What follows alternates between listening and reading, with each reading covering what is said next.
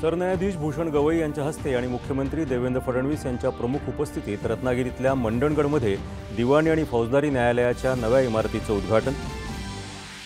कमी वेळेत आणि किमान खर्चात न्याय मिळाल्यानं डॉक्टर बाबासाहेब आंबेडकर यांचं सामाजिक आणि आर्थिक समानतेचं स्वप्न पूर्ण होईल असा सरन्यायाधीशांचा विश्वास।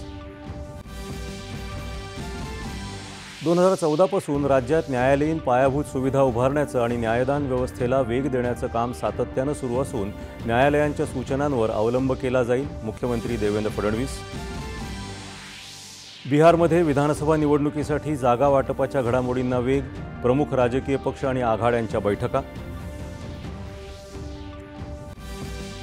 दिल्ली इथं सुरू असलेल्या दुसऱ्या क्रिकेट कसोटीत भारताच्या गोलंदाजांपुढे वेस्ट इंडीजची शरणागती, 9 गडी गमावत वेस्ट इंडीजवर फॉलो ऑनची नामुष्की।